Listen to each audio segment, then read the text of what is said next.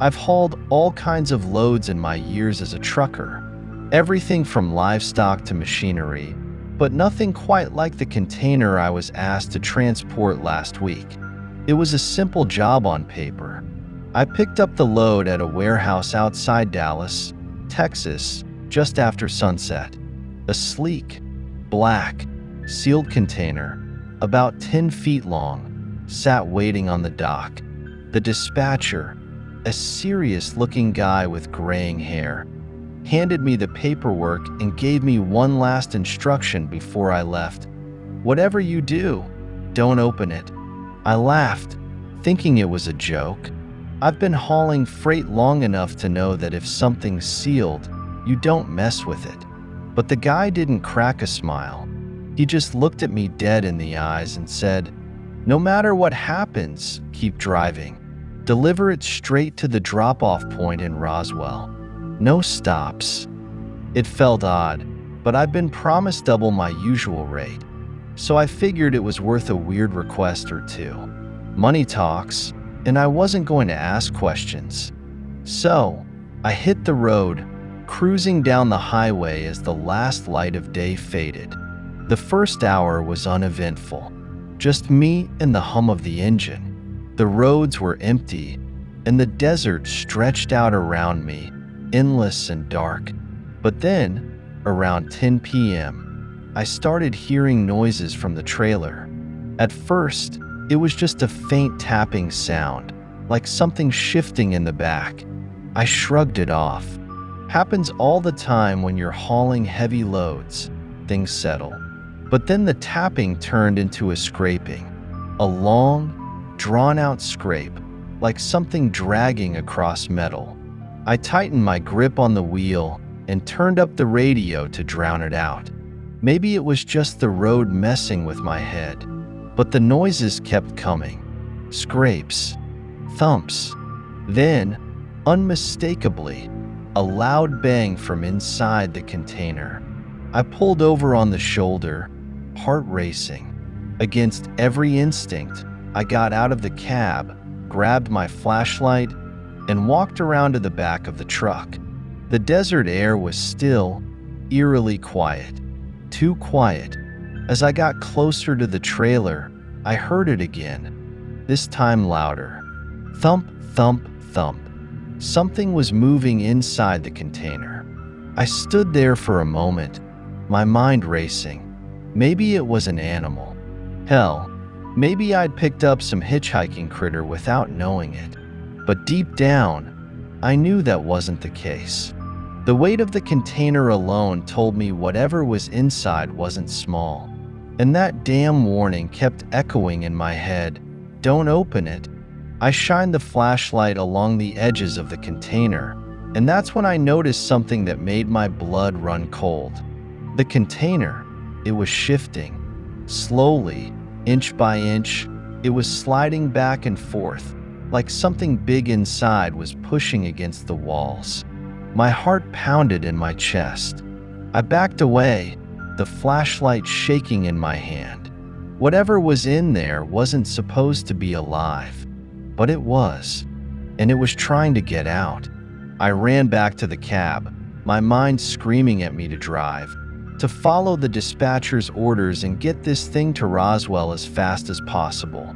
But the noises were getting louder, the banging more frantic. Something was inside that container, and it was getting angrier. I floored it, tearing down the highway, my eyes glued to the rearview mirror, half expecting the container to burst open at any second. The road stretched on, but I couldn't shake the feeling that whatever was inside was watching me, waiting for the right moment. Suddenly, the entire truck lurched, nearly sending me off the road. I slammed on the brakes, the tires screeching against the asphalt. My heart pounded as I came to a stop. I sat there for a moment, gripping the wheel, the adrenaline coursing through my veins. Then, a voice crackled over the radio. "You're almost there. Don't stop." I didn't recognize the voice. It wasn't the dispatcher. But before I could question it, the container shifted again, this time with enough force to rock the entire truck. I knew then I was in way over my head. Whatever was back there wasn't cargo. It wasn't anything I could explain, but I wasn't about to open it and find out. So I did the only thing I could. I put the truck in gear and kept driving. By the time I reached Roswell, the noises had stopped, but the memory of that night still haunts me. I don't know what I was transporting. I don't want to know, but I'll never forget the sound of that thing, whatever it was, trying to break free. Let's hop onto story number 2. But before I begin reading, make sure that you have subscribed to Mr. Scare for regular horror podcasts. I pulled into the rest stop just after midnight, dead tired from a long haul through the middle of Nevada. It was one of those remote stops, nothing around for miles but desert and highway. The only light came from a flickering neon sign over the bathroom building, casting long shadows across the cracked asphalt. My body ached, and all I wanted was to get some shut-eye. I parked the rig in a corner, far from the other trucks, and climbed into the sleeper cab. As usual, the hum of the engine cooling down was a weird comfort. I cracked the window just enough to let the cool desert breeze in and settled into my bunk. The night air was still, and I was exhausted enough to fall asleep in minutes. But then, just as I was drifting off, the CB radio crackled to life.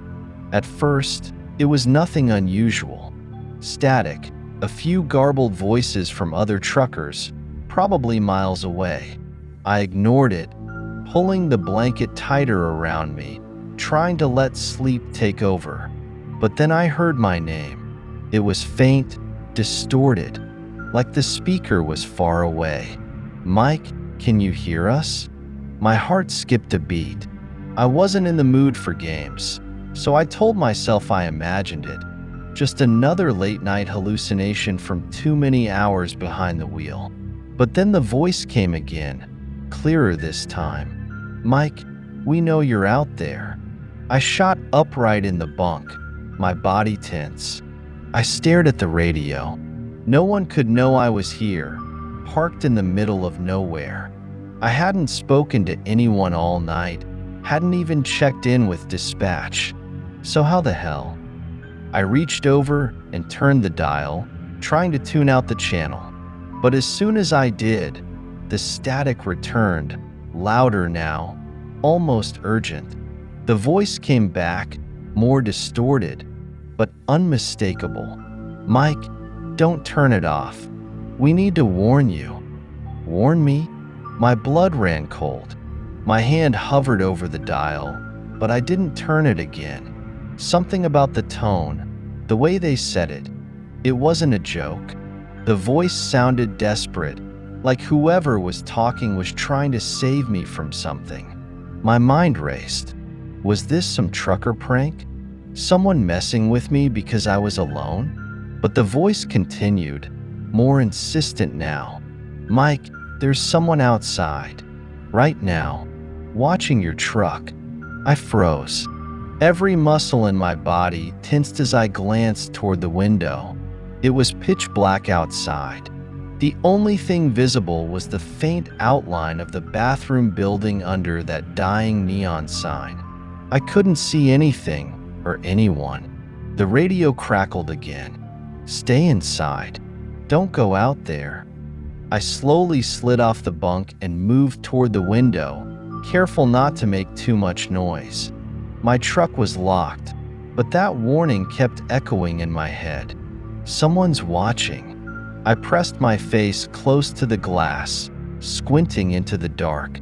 At first, there was nothing but the endless stretch of desert. But then, I saw it. A shadow. It shifted just out of reach of the light, standing still, facing my truck. Too tall, and too still to be anything normal. I backed away from the window, my pulse hammering in my ears. This had to be a joke. Someone was out there, trying to scare me, right? But the fear gnawed at me. the kind that creeps up from deep inside, the kind that makes every hair on your body stand on end. I grabbed my phone, but there was no service. Figures. Middle of nowhere, and no way to call for help. The radio crackled again. It knows you're awake, Mike. It's waiting. My heart pounded so hard I thought it might burst. I glanced at the shadow again, but it hadn't moved. It just stood there, unnaturally still. I turned the radio off, but the silence that followed was worse. The air inside the cab felt thick, suffocating. Every creak of the truck's frame made me jump. I felt trapped, like a rat in a cage, knowing something was out there, but powerless to do anything about it. I don't know how long I sat there, staring out into the night, waiting for that shadow to move, or for the radio to come back on. Hours passed, but the figure never left. As the first light of dawn crept over the horizon, I finally mustered the courage to check again. The shadow was gone. Whatever had been watching me had vanished with the night. I didn't wait around to find out more. I started the engine and got the hell out of there, driving as fast as I could. But the voice on the radio, it still echoes in my head. I don't stop at rest areas anymore.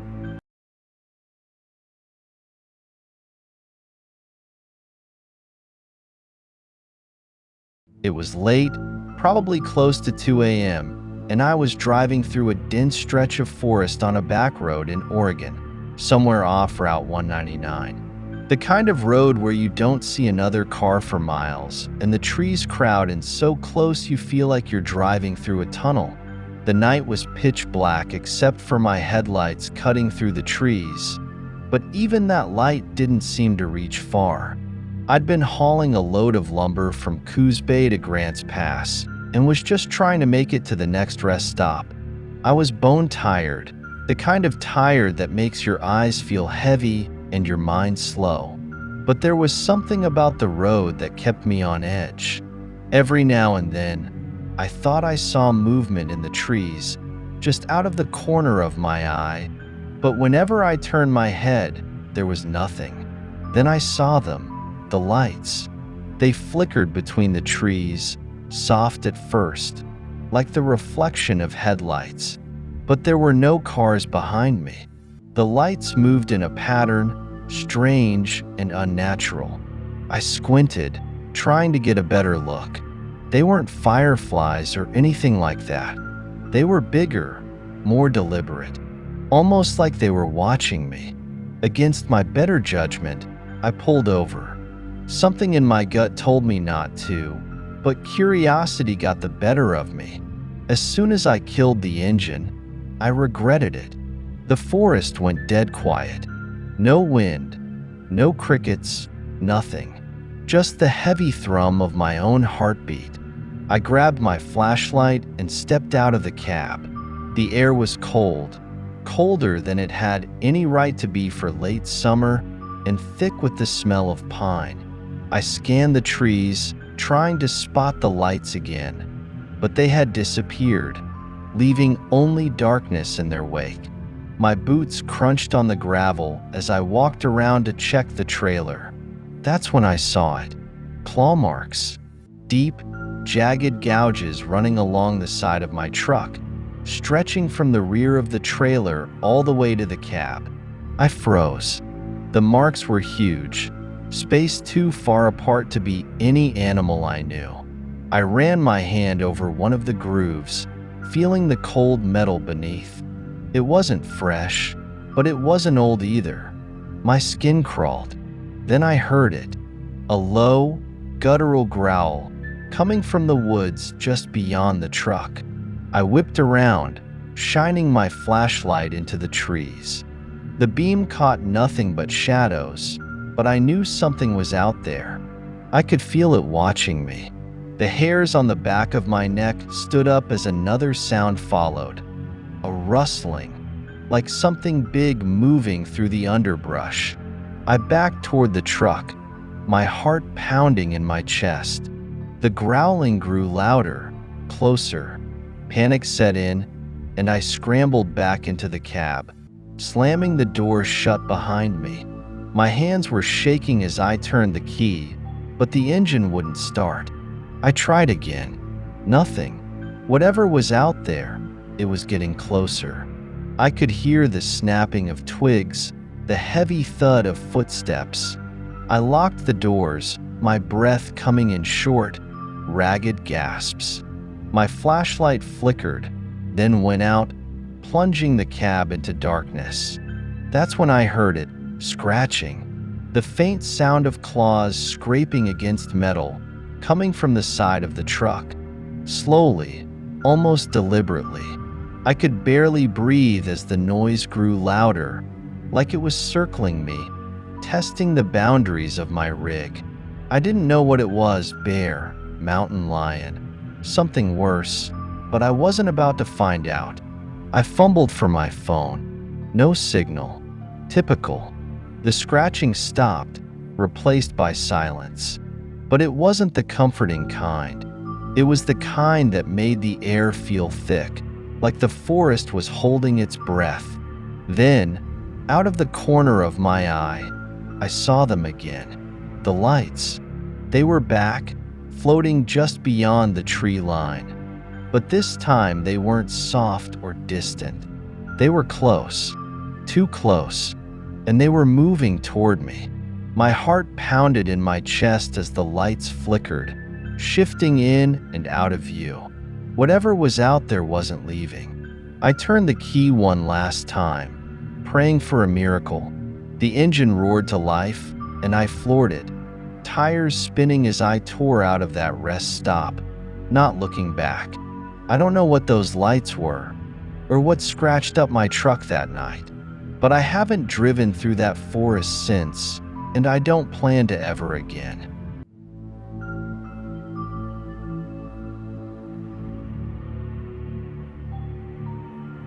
I've been driving trucks for over a decade, so I'm no stranger to strange stops on the road.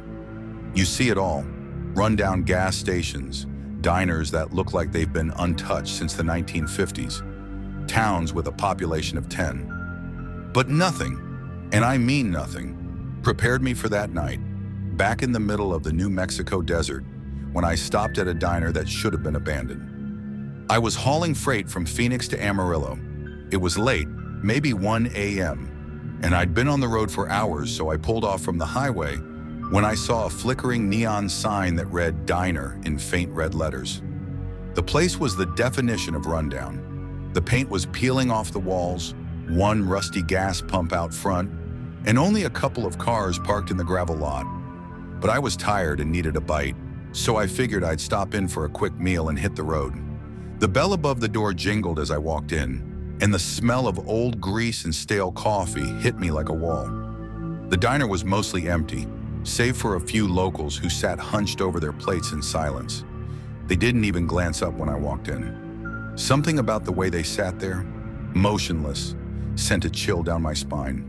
Usually in small places like this, someone at least gives you a nod or a half-hearted "howdy," but these people were like statues, their faces hidden by the shadows. The man behind the counter was the only one who moved. He was tall, rail-thin, with a gaunt face that looked like it hadn't seen the sun in years. But his eyes, those were the worst part. They were wide, unblinking, and they locked onto me the second I walked in. He didn't say a word, just watched as I slid into a booth near the back. I remember thinking, okay, this place is weird, but I've been to weirder places. He shuffled over after a minute, still staring, and handed me a menu without saying a word.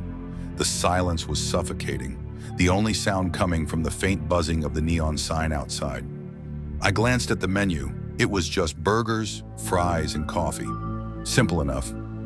I ordered a cheeseburger and coffee, and he nodded slowly, still without a word.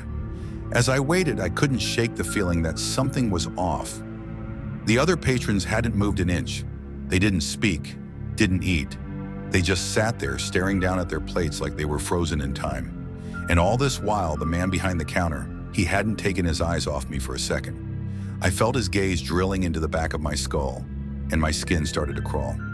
When my food came, it was cold. The cheeseburger tasted like cardboard, and the coffee was thick and bitter. I choked it down as fast as I could, wanting to get out of there. As I finished my meal, I caught a glimpse of movement from the corner of my eye. The man behind the counter was standing near the window now, staring out at my truck. Something about the way he stood, so still and rigid, made my heart pound in my chest. I didn't want to stay any longer. I threw a few crumpled bills on the table and practically bolted out the door, the bell jingling behind me. As I climbed into my truck, I noticed the man was standing in the doorway, watching me drive off. His eyes followed me until I was out of sight. I felt a wave of relief as the diner faded in the rearview mirror, but it didn't last long. About 20 minutes later, as I drove down the dark, empty highway, I saw something on the side of the road up ahead. At first, I thought it was an animal, but as I got closer, I realized it was a person, a man, the man from the diner. He stood there motionless, just staring at me as I sped past. I felt my blood run cold. There was no way he could have gotten here before me. No way. I slammed on the gas, speeding down the highway, my knuckles white on the steering wheel. A few miles later, I saw him again, standing by the road watching. I didn't stop. I didn't look back. I drove straight through the night, praying that whatever was waiting for me wouldn't follow. But I still see him. Every now and then, late at night, when I'm on an empty road in the middle of nowhere, I catch a glimpse of him in my rearview mirror, the man with the unblinking eyes always watching. I try to shrug it off and focus on the road ahead. After all, this is not even close to some of the other creepy stuff that I have encountered as a long-haul trucker.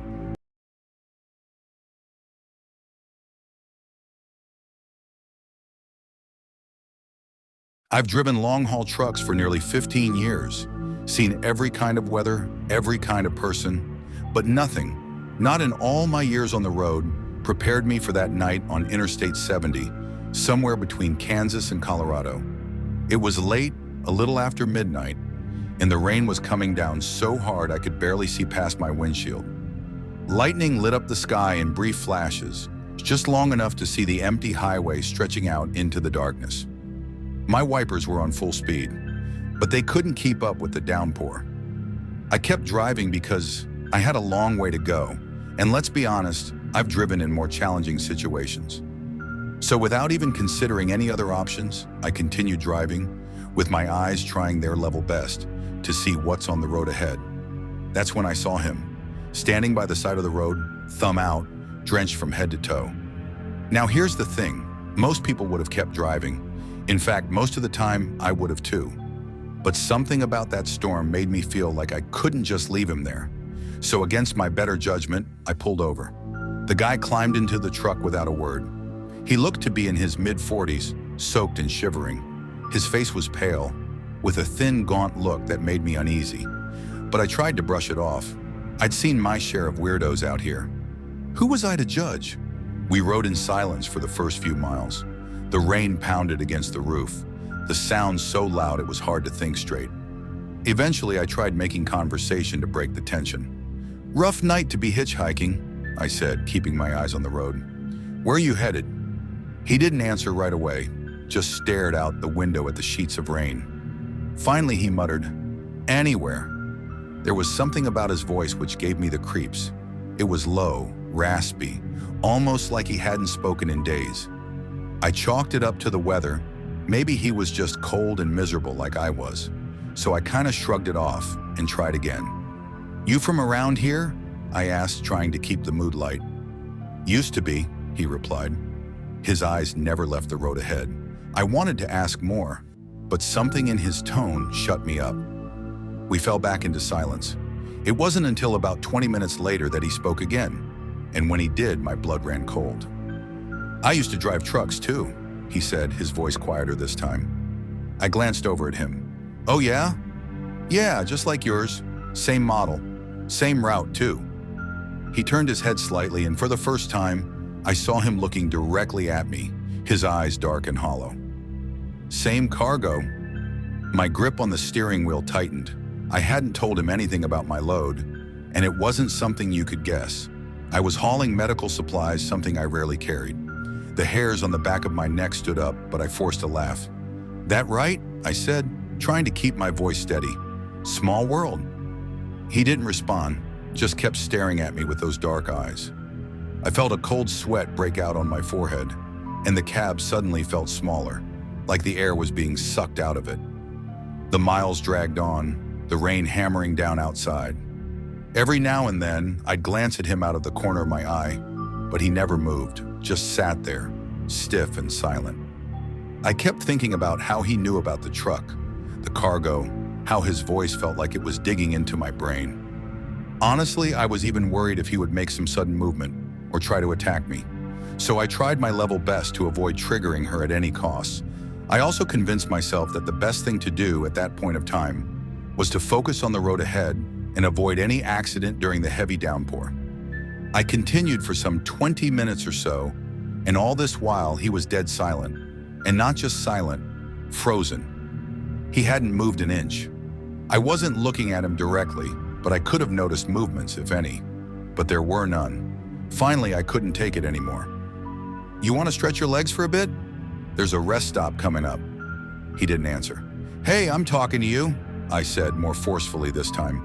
But when I looked over, he wasn't there. The passenger seat was empty. I slammed on the brakes, skidding to a stop in the middle of the highway. My heart was pounding, and my hands shook as I fumbled for the door handle.